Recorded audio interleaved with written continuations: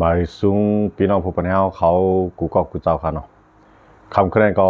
ตรงมันอยู่ขึ้นวันที่5 เดือนธันวาคมปี2025เฮาขามาพบทมยากันในข่าวยามกลางค่ำขึ้นลึกค่ะเนาะคำคะแนนก็เดมาพบทมยาพี่น้องผู้ปนเฮาเขาลึกอิดอ่อน1ค่ะเนาะคำคะแนนก็อ่อนพี่น้องเขามาเดียบเพียนด้วยปังตึกนอกเมืองอีก1ค่ะเนาะย้อนไปว่าการเมืองในเมืองก็ตื่นหลายหู้ในการเมืองในเมืองนอกเมืองก็ให้พอจังไรหู้ขึ้นตันในคำขึ้นในก็เดี๋ยวลองปางตึกนอกเมืองมาต่อไต่ใครในพี่น้องผู้ปนเฮาเขาอยู่ยามาพี่น้องเขาหลายๆก็ที่ส่งเกียกไล่ใจกันอยู่หลายๆก็อำไปไล่ใจก็อำเป็นสังในครับเนาะคำขึ้นในก็เฮาขามาด้วยลองปางตึกตั้งอิสราเอลเลปาเลสไตน์อันเป็นจุมฮามาสเขาค่ะเนาะในเขา2เมืองในอะไรตึกกันมาข่าวดังจำหิม2 ปีแล้วค่ะเนาะแต่ก้อยกาปางตึกนั้นอำไปเย้าไรย้อนปือมันมีหลายภายมาเกี่ยวข้องค่ะเนาะหนังคือเตมีเอ็นแห้งเขียงต้าไรอิสราเอลนั่นในภายดังจุมมุสลิมเขาหลายๆจุมก็อ่อนกันคมมือกันเสเลตึกอิสราเอลค่ะเนาะก้อยกาตึกเจงคือก่อมเปไรย้อนเปว่าเงียนปิงหญ้านำกัดตั้งเขียนมันเปืองกันเครื่องไม้ตั้งตื้อมันเปืองกันย้อนเบอร์จันอะไรเปลี่ยนอันไรสันข่าวยามยาวมาเตะในข่าวดังจำหิม2 ปียาวค่ะเนาะปาเลสไตน์นั่นอันเป็นจุ่มหามาดอันอยู่ไว้ในปาเลสไตน์ค่ะเนาะที่สนุนกาซายาก็แวดแป้งในที่ในเมื่อวันตั้งไรกึดตึกกันกว่าข่าวดัง2 เดือนในข่าวดัง2 เดือนนั่นในเฮียไทยไหว้เสีย2 เดือนเสี่ยงกว่าขึ้นไร10 เปลี่ยนปางตึกกันหาวแห้งไว้กำไรภายดังเมืองอิสราเอลเขาว่าภายคัดค้านภายลงปองซึ่งในไล่คมมือกันออกตกลงไล่ใจกันตาเตสืบเพิ่มแถมแห้งซึกเขายึดเอาในพื้นที่ซานุนกาซาดังเสียงในครับเนาะอันนั้นก็ภายดังตับซึกอิสราเอลเขาไล่ไพ่เขียวตีภายคัดค้านเลยลงปองซึ่งมาคมมือกันเนี่ยกำไรภายลงปองซึ่งอิสราเอลเขาก็จู่แห้งกวนแทงหลายหมื่นก็ค่ะเนาะตอนตาเตเอาแห้งซึกกวาดล่างนาลินตาเตเพียวเปียจุ่มหามาดเขาให้ป้อเสียงซักอย่าไปให้ขึ้นเรือสังเลยนะครับเนาะว่าเนื้อลินไตลินในเตเพียวเตยึดซิมกว่าในครับเนาะอันนั้นก็ภายอิสราเอลเขาปืนเผานิทันยาฮูในจอมพ่องโลเมืองอิสราเอลในมันว่าสังเฮ็ดนั่นค่ะนะเพราะมันลาดก็ใกล้เฮ็ดจอมทีเดียวจะมาจากในปางตึกกันได้ได้ขึ้นลุกลามหาวแห้งมาแข่งกำหนึ่งเพราะว่า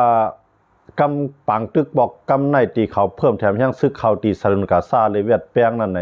เยื่องอันแต่ตียึดซิมเอากว่าโดยมีขิงขาข้าวยำว่าตียึดกว่าถึงเมื่อไรคือกาหือในมีรองเทียบตัดมักมันข้าวยำขนาดตียึดกว่าต่อถึงที่จุ่มยิบกองกลางในปาเลสไตน์ป้อตีจังเฮ็ดให้ป้อตีจังเฮ็ดก่อการให้ต่อเมืองอิสราเอลให้เมืองอิสราเอลป้อรถเพ่กว่าวันเมื่อนานในปอกกำในเลยว่าที่เป็นปางตึกอันกวาดล่างเลยยึดซิมขนาดเมืองตั้งนั่นไปเลยยึดซิม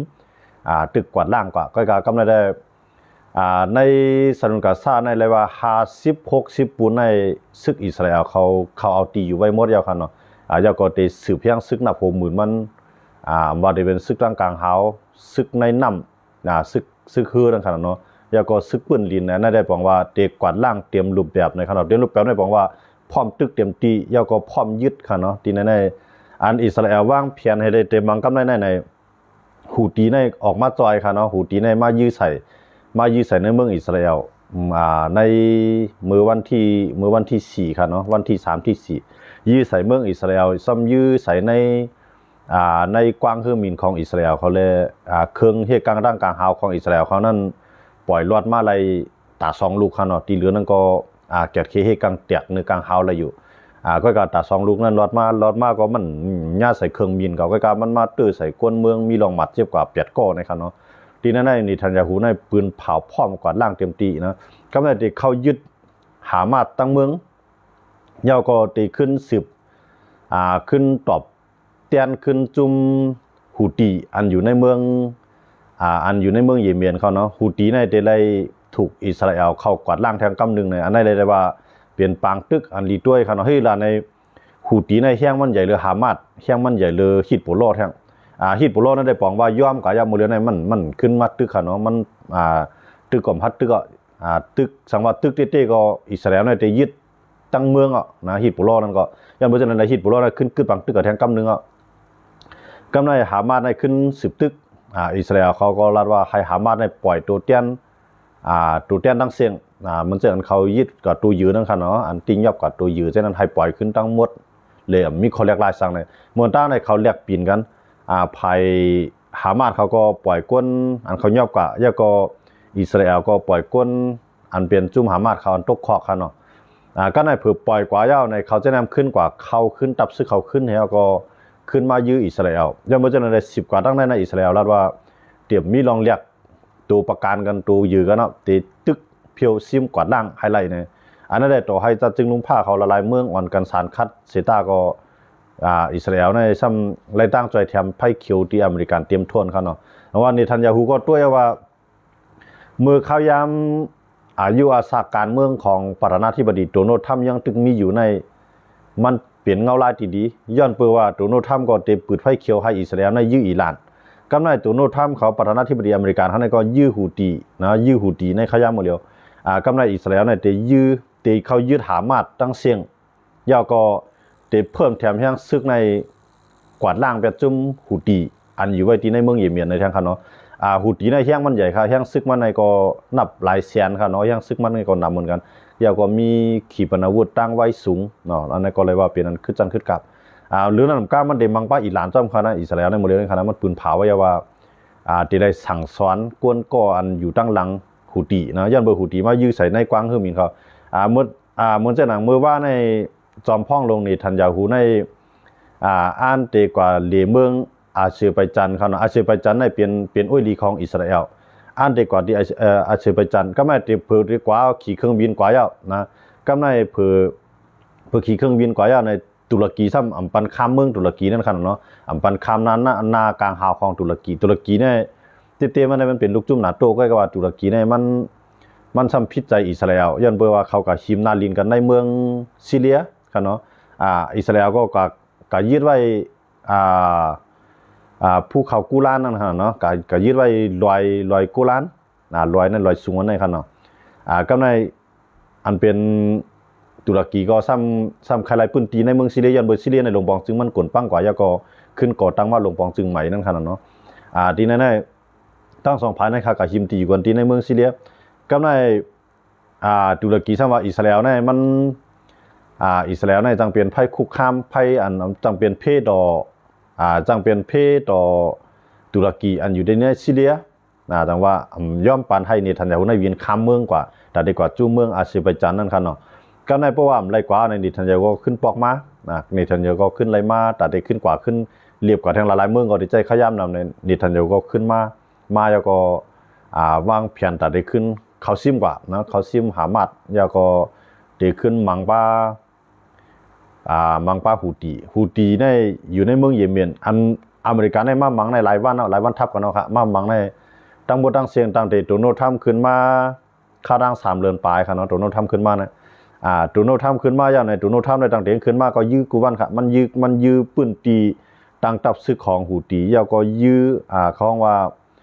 โครงสร้างมันจะว่าเกี่ยวกับเรื่องการเฮ็ดน้ำมันเนี่ยเกี่ยวกับเรื่องตีตั้งเครื่องกองกลางเขาเครื่องกองลงเขาเนี่ยตียื้อออกขีปนาวุธเขาเนี่ยในอเมริกันเนี่ยก็ยื้อแบบในเฮียงตีเอาค่ะตั้งแต่โดนัลด์ทรัมป์ขึ้นมาครั้ง3 ปากวันปลายครั้งหมอก3 เดือนปลายนะครับเนาะครั้ง3 เดือนปลายในอเมริกันเขาได้มามังฮูตีในเฮียงตีเอาค่ะนะเฮียงตีในปองว่าตีอันเป็นโครงสร้างหลายๆค่ะนะโครงสร้างด้านการศึกอะไร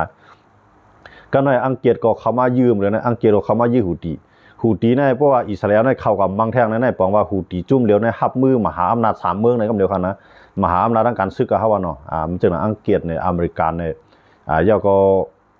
อิสราเอลเนี่ยได้เข้ากับแท่งเพราะอิสราเอลได้มันรัดว่าฮูตีเขามายื้อเขาในมายื้อ1 ปุ่นในมันได้ขึ้นตอบเตี้ยนขึ้นใน7 ปุ่นในครับว่าเนาะบอกว่า ติดกวาดล่างนั่นขนาดเนาะอเมริกันก็มังแทงตั้งหนึ่งอังกฤษก็มังแทงตั้งหนึ่งเอาเครื่องบินมังละลายเขาจะนะอิสราเอลก็มันเดียวเครื่องบินมังให้เงาที่นี่มันจังเอาแห้งซึกจอมดินกว่ามังขนาดว่าแห้งซึกจอมดินในมังกว่ามังนั้นมันเดี๋ยวเลยข้ามกันทั้งหลายเมืองอิสราเอลเขาได้เดี๋ยวเลยขี่เครื่องบินกว่าเจ้าก็ขี่บรรณาวุธในยื้อกว่านั่นขนาดเนาะบอกว่าโมเดลในฮูตีอันเป็นตัวเตี้ยนของอิหร่านนั้นย่ามหาอำนาจใน3ฝ่ายก็ในอันเป็นฝ่ายอิสราเอลเขาเนทันยาฮูจอมพ่องหลวงเมืองอิสราเอลเขาซ้ำออกมาปืนเผาว่าย้อนเบอร์อิหร่านในอ่ำย่อมขึ้นลือลองจอยแถมฮูตีเลยจึงก็ย่อตื้นตัวไรตึกตื้นตัวไรสั่งสอนอิหร่านเนาะตื้นเด่นตึกอิหร่านก็ในอิหร่านเขาก็ออกมาเกตัวว่าอันในอันตีฮูตีเขายื้อใส่เมืองอิสราเอลในเกี่ยวข้องจอมอิหร่านมันเปลี่ยนเชียงกลางใจตั้งใครเปลี่ยนของฮูตีเขาไว้เกี่ยวข้องสั่งตั้งเมืองอิหร่านเนี่ยก็กะสังเกตว่ามีเมืองหลายเมืองหนึ่งมายื้อเขาก็พร้อมแต่ได้แกดเคเลยต่อสู้เต็มที่ในขณะตั้งฝ่ายตุรกีเขาก็เอาฝ่ายอิหร่านเขาก็ออกมาปืนเผากันเนาะก็ในลองอิหร่านในเขาก็ขึ้นเคียงแข่งกันตั้งอเมริกันแท่งเจ้าบ้านในอเมริกันในมันลาว่าโปให้กึดลองนิวเคลียร์ยาก็อเมริกันในตีโปกึดเลยลองโรงงานนิวเคลียร์นั่นจะไปสิบเฮ็ดยังครับยาก็ขีปนาวุธอันเกี่ยวข้องเลยลองตีเฮ็ดให้ต่ออเมริกันอันตีเฮ็ดให้ต่อเมื่ออเมริกันไล่เช่นก็ให้กึดยังพอเฮ็ดจอมตีอเมริกันเขาตกลงไล่ตีอเมริกันเขาใครไล่นั่นอเมริกันก็ตีข้าวพองลองการกล้าการขายยาก็ปิดเส้นด้านการกล้าขายบันอิหร่านนะครับเนาะก็กล่าวว่าอิหร่านเขาเนี่ยย่อมทบกันเนาะอิหร่านเขาเนี่ยย่อมทบกันตัวต่อตัวตั้งตัวนู้นทำในตั้งอิหร่านตั้งผู้นำอิหร่านนั่นย่อมทบตั้งฝ่ายอิหร่านนั่นย่อมทบเพราะว่าทบกันก็ที่ไรเปลี่ยนตัวเตี้ยนก็นั่นก็กว่าที่กาตาร์เนี่ยนะกว่าที่อียิปต์เนี่ยกว่าที่เมืองที่3ก็เตรียมกว่าในเมืองอิหร่านนั่นขนาดเนาะตัวนู้นทำในใครก็ทบกำซื้อนะตัวนู้นทำในใครก็ทบผู้นำอิหร่านกำซื้อก็กับอิหร่านเขาซ้ำย่อมทบค่ะย่อมทบอย่างกล้าในกำในให้พอทบกันก็ให้ทบกันที่เมืองที่3ก็เหมือนเจ้าหนังเมืองหิมหอมนั่นขนาดเนาะให้กับทบซ้อมเจ้านั่นเราอย่าไปให้อะไรเขามาทบกันที่เมืองอิหร่านเนี่ยกำในอเมริกันนั้นปล่อยตัวเตี้ยนเขากับอุปกรณ์มันเปลี่ยนการมากนั่นขนาดเนาะภายตั้งนิวเคลียร์ก็ขำย่อมปันให้เจ็ดเซเนาะภายตั้งอันตัวถึงเลยลองนิวเคลียร์ของอิหร่านนั่นนะก็มันเดี๋ยวมีจุ่มอันไปแกดเขตด้วยถึงว่ามันเปลี่ยนจึงให้เขาเจ็ดเซด้วยนั่นขนาดเนาะก็กับว่าอิหร่านเขาก็ปันเข้ากันเนาะพวกปันเข้าก็ไม่ได้ตัวนู้นทำก็ออกมาปืนเผาว่าเดจังปืดไพ่เขียวปันให้อิสราเอลในตึกแปดโครงสร้างนิวเคลียร์ของอิหร่านนะในอเมริกาเขาก็ปืดไพ่เขียวปันที่ไหนก็ในนี้ทันยาหูในนี้นอนมันก็ใครมังเป็นอิหร่านเดี๋ยวมือระยะมันใครมังเป็นโครงสร้างตั้งการเครื่องนักนั่นค่ะเนาะเพราะมังกันในบอกว่าอิหร่านก็ไม่ใช่ว่าค่ะเนาะยังซึ่งมันก็นับล้านมันก็เป็นเมืองใหญ่กำในเครื่องนักมันก็เปลี่ยนขึ้นจันขึ้นกราบก็มีนำค่ะเนาะก็กับว่าอันที่กลางหามันเพียงพอก็ในพวกอิสราเอลมังที่ในบอกว่าพวกอิหร่านเอาขึ้นตาบขึ้นในอเมริกาในนูนบางอิสราเอลเต็มตีในกำลืนมาเพราะว่าอิหร่านเนี่ยย่อมต่อตัวโนทัมก็ได้เพิ่มแห่งจอยเทียมบันอิสราเอลแท่งบอกว่ามันเป็นเงาลายตื้อตั้งหลีตอนตามเมืองอิสราเอลย้อนเบอร์อิสราเอลเนี่ยตั้งตาวันออกกลางเนี่ยอันตึกเขียงตามันไหลเลยค่าน้ำหนักของมันไหลเนี่ยมันมีอิหร่านนั่นขนาดเนาะย้อนเบอร์จังนั้นพวกอิหร่านตกลงกว่าเราบอกว่าอเมริกันเขาก็เลยว่ามีอาณาปาวาตั้งตาวันออกกลางยาก็อิสราเอลก็เพิ่มแห่งอาณาอำนาจมันมาแท่งในข่าวดัง4 ปีเนี่ยเปลี่ยนเงาลายหลีตอนตาเนทันยาฮูค่ะเนาะเนทันยาฮูเนี่ยเพราะว่ามันปอปังตึกกว่าเมื่อไหร่เพราะว่ามัน10 ไร่เข้าปังตึกกว่าในสมัยเลือกตั้งมาในมันติจังซุ่มปังเลือกตั้งย้อนเบอร์คนเมืองในก็เอามันก็ซ้ำนำไว้นั่นขนาดเนาะจังว่ามันเอาลองตั้งปังตึกในสิเลยอยู่กว่าแต่ได้มิสปว่าในขยามปังตึกในคำเรียกเขาเรียกผู้นำในขยามปังตึกขนาดเมืองอะไรเสียงว่าเมืองยูเครนก็เหมือนกันหลายเมืองเขาว่าเปลี่ยนมากลางศึกนั่นขนาดเนาะมันจะมาหลุดตึกกันดีเขาตึกกับปีนมาไปแทงตูในบนเฮ็ดนั่นขนาดเนาะแต่ว่าในขยามปังตึกนั่นในเขาเตรียมเปลี่ยนผู้นำเขาย้อนเบอร์จันในดองว่าเพราะว่าเฮาขามาด้วยที่ในเฮาติเลยถ่อมข่าวยินข่าวแทงลองปังตึกใหญ่ครับเนาะข่าวด้วยได้เพราะว่านี่ทันจะบอกว่าปืนเผาจังได้มันบ่สุดรอดครับเนาะแต่ว่าเพราะมันยึดไล่สนุนกาซาในเตมีเมืองไหลมาเฮ็ดสังดังมันเนี่ยเฮาได้เลยไปตัวทางเนาะมื้อในเฮาขามาด้วยหลายๆเมืองในเตรียมฮัดเฮ็ดสังดังอิสราเอลย้อนเบอร์อเมริกันนั้นเป็นนึงมาก็ติ้นจอยเทียมอิสราเอลเต็มตีครับเนาะมื้อจังนั้นโดนัลด์ทรัมป์ในตึมชวนผีชวนพายจึงมาก็ยาภายเคยว่าสังว่าตื้นเตจุกอยู่ภายอิสราเอลครับเนาะที่แน่ เพราะว่าอิหร่านและอิสราเอลมังกันเมืองต่อเมืองเลยมีเผยมาจอยเนี่ยก็บอกว่าเฮียงกำงามกันอยู่ก็กะว่าอิสราเอลซ้ำมีอเมริกันมาจอยกำในพวกรัสเซียนะครับมาจอยอิหร่านบ่ได้บอกว่าอิหร่านได้เจ็บนำค่ะนะอิหร่านได้เจ็บนำไปเตะกำในเพราะว่าอิหร่านนั้นนิวเคลียร์มันไปเย่าค่ะเนาะมีได้คำว่ามีตึกขัดใจเฮ็ดในเย่าได้ไปแล้วเย่าสังว่ามันเย่าเนี่ยก็มันแลบที่จังเป็นจังใจก็เป็นกว่าไรอยู่ค่ะนะอิหร่านเนี่ยนะก็มันเป็นคนจึงในเขาเนี่ยเป็นคนหูแข็งก็ในว่ารัสเซียเนี่ยมันเลยทับมือต่อยุโรปนะมือเลยในยุโรปก็จอยแถมยูเครนก็อะไรตั้งจอยแถมเรียนอเมริกันขึ้นค่ะนะมือเลยนะอเมริกันก็ย้อนว่าอเมริกันทำมือจ้างตัวโน้ตทำขึ้นมาในว่าคืออะไรใจยูเครนในย่อมซุ่มแผ่นดินตอนมังสุนนะอยากก็ให้รัสเซียในย่อมขึ้นบางตึกกำไรเหมือนเช่นนางตีห้องไฟฟ้านิวเคลียร์ของยูเครนนั่นก็อเมริกันเขาย้อนเอาอยากก็การรัสเซียเนี่ยจำยึดไว้นะรัสเซียก็ย่อมปันกำในอเมริกันในตั้งยูเครนเขาเนี่ยตกลงกันว่ามันจะนางเลทธาตุหาหยาบนั่นขนาดนั้นมันจะเลทธาตุอันตรายมากที่สุดเครื่องลักนักในทั้งซื้อหลายรองเขาเนาะอเมริกันได้เข้ามาเชียดตีนายก็สุน50อย่างกันแต่50 ปุ่นในอเมริกันเอามือกว่าแทง50 ปุ่นเอาไว้ปกป้องเมืองยูเครนกำในยูเครนประธานาธิบดีเซเลนสกี้เลยประธานาธิบดีโดนัลด์ทรัมป์เนี่ยมาตกลงลายมือกันเนี่ยขนาดตกลงลายใจกันแล้วกำในประธานาธิบดีโดนัลด์ทรัมป์นั้นทราบว่ารัสเซียเพียนลินอันลัดไครเมียนั่นก็ตีห้องหับปันให้ตกเป็นของรัสเซียกว่าเหมือนเช่นนั้นเมืองอันที่รัสเซียมายึดแห่งใหม่หลายๆเมืองนั้นก็ให้รัสเซียไล่กว่าก็การรัสเซียหรือระยอมถอยซึกรัสเซียหรือระยอมถอยซึกย่อก็ยูเครนในให้อเมริกันได้เตรียมปันยูเครนเข้านาโต้ก็ว่ายุโรปเขาทำว่าให้ยูเครนก็เลยเข้านาโต้แต่ว่ารัสเซียเนี่ยย่อมเสียเมียวค่ะนะซึกก่อมย่อมกึดกำไรให้ยูเครนเข้านาโต้ก่อมไล่เรื่องนั้นก็เพียนดินอันมันยึดกว่าของยูเครนก่อมปันขึ้นไหนก็ไม่โดนัลด์ทรัมป์ได้ปล่อยตัวเตี้ยนกับปูตินในผู้ไรจูบอคันออกปล่อยก็ขึ้นมาเหมือนหนังใจว่ากำเลื่อนมาเนี่ยโดนัลด์ทรัมป์ประธานาธิบดีโดนัลด์ทรัมป์ก็ขึ้นออกปืนเผาว่าเตรียมอยู่เป็นกลางเตะขึ้นมาจุกอยู่ผายูเครนเสร็จแล้วจอยเทียมยูเครนนำเรือเก่านะโดนัลด์ทรัมป์เนี่ยออกมาปืนเผาจังไงเมื่อในรัสเซียก็มันตึงเมียนพองหนีเฮียงซึกมันในข่าวดังหลาย10 ปีที่เขาเป้ไล่ซึกซึกเยอรมันนั่นขนาดเนาะเขาก็ขึ้นเฮ็ดปล่อยอยู่กลุ่มย่อมมูลเขาอันขอบลองอ่องเป้เขานั่นขนาดเนาะขอบ80 ปีเนี่ยเขาอย่างนั้นเนาะที่นั้นก็ตึกเขาก็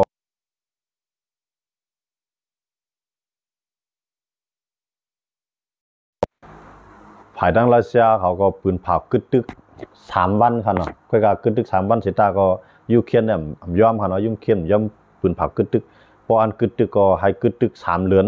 ยูเครนในตกย้อนแต่ไหนก็รัสเซียเนี่ยว่า3 เดือนนั้นเป็นไรแต่กึดตึกกันค่าดัง3 วันก็เนี่ยกำในค่าดัง3 วันก็เนี่ยยูเครนก็ใจขีปนาวุธค่ะเนาะขีปนาวุธร่วนเขาจะเนาะยื้อใส่เครื่องบินซู30ของรัสเซียตกลงกว่ามือซึ้นค่ะเนาะซู30เครื่องบินซู30ของรัสเซียตกลงกว่าลำนึงก็ไม่รัสเซียก็เจ็บใจนะเอาด้วนในนับ 2-3 ปากปล่อยใส่เมืองยูเครนแถวนั้นนำบอกว่าตั้งอันรัสเซียได้มาจอยอิหร่านก็มันสังว่ารัสเซียในสังเจว่ามันมีนิวเคลียร์ในมันซุ่มปากตึกแล้วยุโรปเขาอเมริกันเขามังมันสังมันมีนิวเคลียร์ก็มันมีนิวเคลียร์ได้ไปก่อนไปฮัดกับมังมันเอาเฮียงซึกยูเครนในก็ขามนาได้ดิก็ครึ่งกองกลางในมาทั้งยุโรปมาทั้งนาโต้เขามาทั้งอเมริกันเขานั่นขนาดเนาะที่ในก็รัสเซียก็งับภัยงับเพียวตั้งหนึ่งก็ในพวกอิหร่านบางญาติแห่งในตีกึดเขนะเขในกึดเขก็ในนะฮะเขในได้อเมริกันเตลักภัยมังมันได้ไปคู่ครับนะก็ในได้ตั้งเหมือนเจ้าหนังปากีสถานเขาแล้วอินเดียเขานั่นก็งางเงิมกันเนาะก็เขา2 เมืองในก็ไปยี่กันได้เต่งกันเนาะบอกว่าเขาขับมาด้วยที่ในอันที่ไรปักตาด้วยเต้ในการซึกอันที่นาลีด้วยเลยกึ่งแห้งกันในมันจะเป็นอิหร่านและอิสราเอลครับนะอิหร่านและอิสราเอลนี่เลยว่าแห้งใหญ่ทั้ง2 ฝ่ายเพราะว่าขา2 ก้อนได้เครื่องบินก็พร้อมเพียงพอยาก็ตั้งคือก็ไรกลางหาวก็ไรขีปนาวุธก็มีบ่ใครเปลืองอันนั้นขนาดเนาะบอกว่าทั้ง2 ฝ่ายนั้นมีเมืองใหญ่กันก็ว่ามันเช่นอิหร่านก็เป็นของอิหร่านนั้นเป็นอ้อยดีของรัสเซียอเมริกานั้นเป็นอ้อยดีของอิสราเอลก็กล่าวว่าอิสราเอลได้มันไล่ไห้เมืองเรียกเมืองลอกมันเจ้าหนังมันใจในน้ำหลวงบองจริงกับมันมังมันเจ้าหนังฮีดโปล ในเมืองฮิตโปโลอันเป็นอันในจุ่มฮิตโปโลอันอยู่ในเมืองเลบานอนอันนั้นได้เย็นกว่าเยอะกำในจุ่มหามาในก็พวกเขายึดไรแทงกำในก็ปองว่าดีกว่าเยอะกำในเกิดหูตีจุ่มเดียวนะเพราะมังหูตีในไร่ในมือเล่นในหูตีในได้เพราะอิสราเอลเขามังได้มันได้ยากกินนำของหูตีเนี่ยนะมันเต็มเหมือนเจ้าอเมริกันเขาอังกฤษเขาใจเครื่องบินมังให้นั่นก็กับอิสราเอลในไล่แผนการมันแก้มหนาสายขาวมันก็ลึกเงาข้างเนาะสายขาวมันอะไรว่าให้อ่ะอิสราเอลในเมืองมันเรียกไปกับมันให้นะอันนั้นแหละว่ามันญา3พี่น้องเนี่ยแหละญาอังกฤษญาอเมริกันญาอิสราเอลในปองหูตีเนี่ยก็ติดเชื่อมทั้งกำไรนะหูตีเนี่ยก็ติดเชื่อมด้วยเนี่ยก็ในพวกหูตีเนี่ยเชื่อมเอาเนี่ยหามาก็ไกวก็ฮิตบุโลก็เงียบเย็นเอาเนี่ยอิหร่านเนี่ยได้ฮับมือต่ออิสราเอลนะเมืองต่อเมืองให้มังกันจังไงก็ในพวกเมืองต่อเมืองมังกันก็กับอเมริกันเนี่ยจอยตั้งในนะอเมริกันเนี่ยก็ได้จอย2ตั้งนึงเลยหรือจะยูเครนเทียงตั้งนึงหรือจอยอิสราเอลนะก็มันรัสเซียก็ดูแลฮับมือยุโรปนะอยู่เลยฮับมือจุ่มลูกจุ่มนาโต้เขารัสเซียก็ได้ฮับมือนำก็กับขี่ก็ได้จอยอิหร่านจอยรัสเซียก็กับมันเต็มใจ